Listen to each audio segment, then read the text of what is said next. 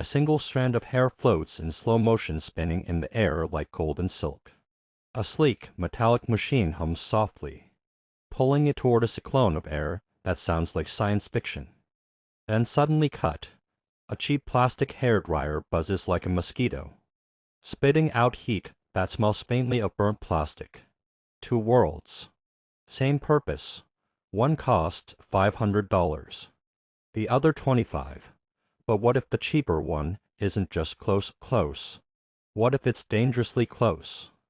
What if luxury, in this case, is nothing more than the prettiest illusion in modern consumer life? It's not just about drying hair. It's about how we, as consumers, are conditioned to believe that more expensive automatically means more advanced. And Dyson knows how to tell that story better than almost anyone. The company didn't sell us a hair dryer. It's old as the future.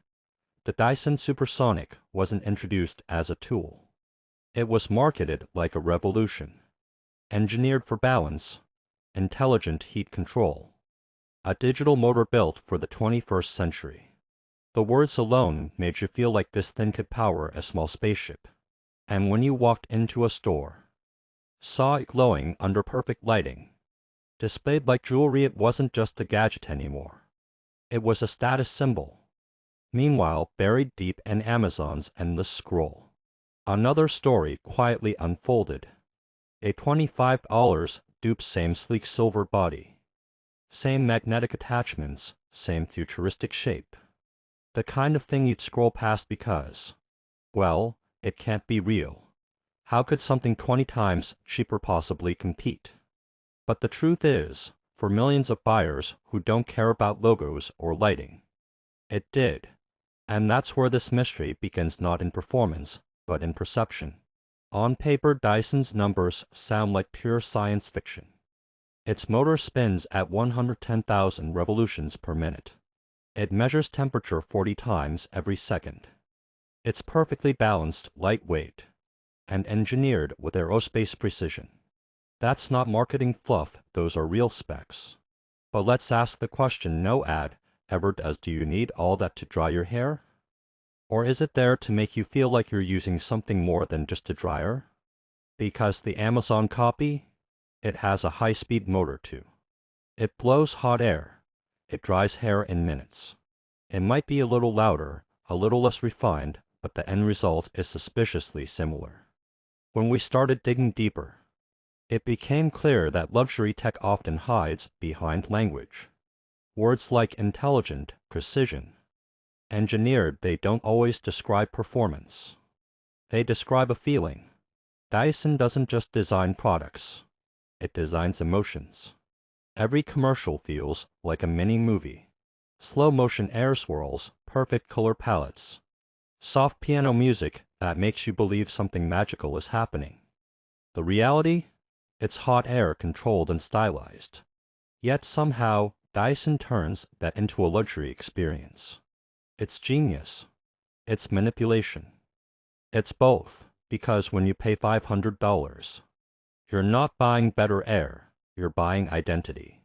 We wanted to test this illusion.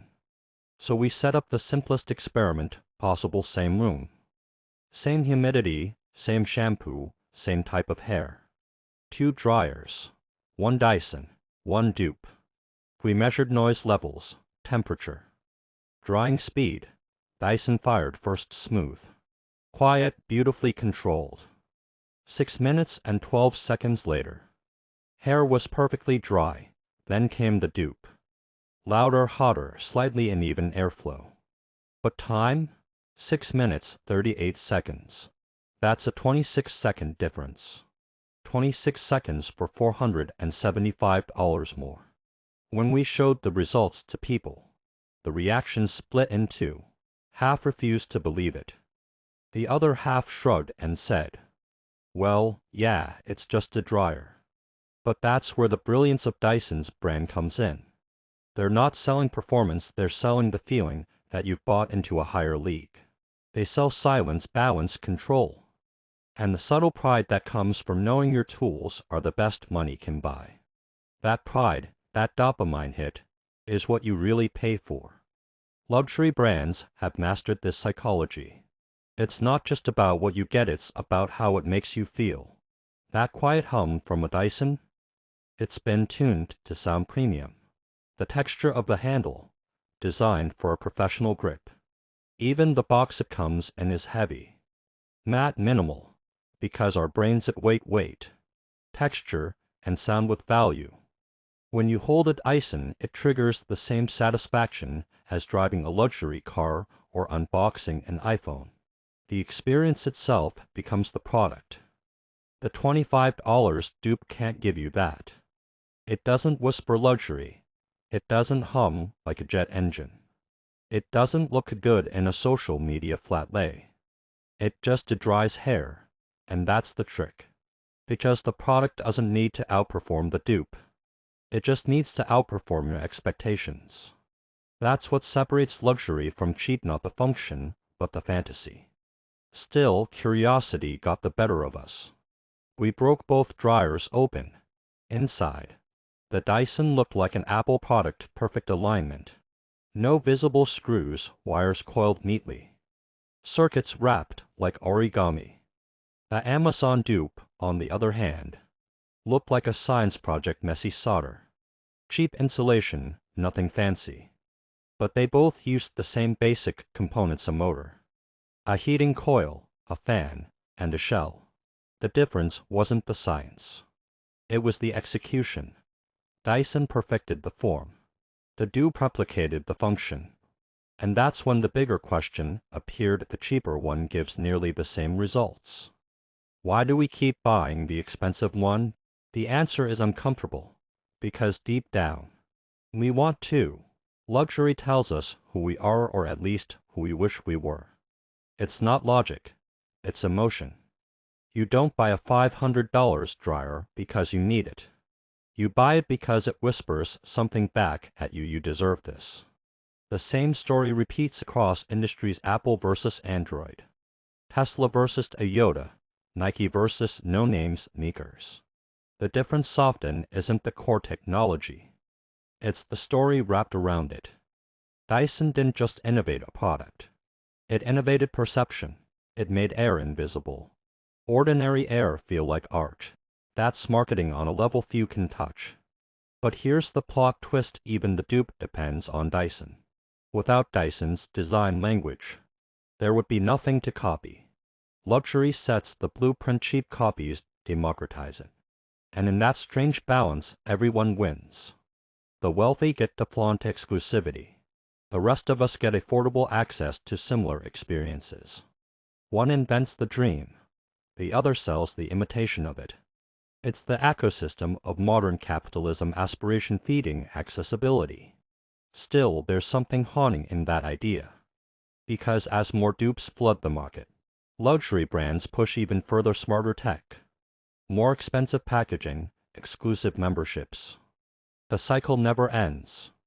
Each upgrade convinces us that what we have is outdated, even when it still works perfectly fine. And quietly, behind every innovation, there's a whisper of fear: if everyone can afford it, is it still luxury? When we finished testing, we asked one last thing: what happens if we blind test the dryers? We handed both to users without showing the brand.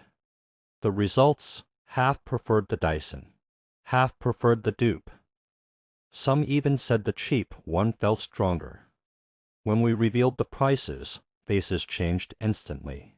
Suddenly, the $25 dryer wasn't stronger anymore. It was too aggressive. That's the power of branding. It shapes perception more than performance ever could. So is Dyson a scam? No. It's a masterpiece of design and marketing. It truly feels premium, from the sound to the texture to the precision. But is it 20 times better? No, and that's the uncomfortable truth about luxury in America. The line between innovation and illusion has never been thinner. What this story really shows is that luxury isn't about owning the best. It's about owning the story behind it. The $500 Dyson tells a story of innovation, elegance, and superiority. The $25 Amazon copy tells a story of rebellion, proof that smart shoppers don't have to buy into the hype. Both stories sell. Both are powerful. But only one makes you question what worth it really means. Because maybe the real luxury isn't the Dyson itself, it's being able to look past the label, see through the marketing, and realize that sometimes air is just air. If you love discovering these secrets, make sure to subscribe because what's coming next will blow your mind.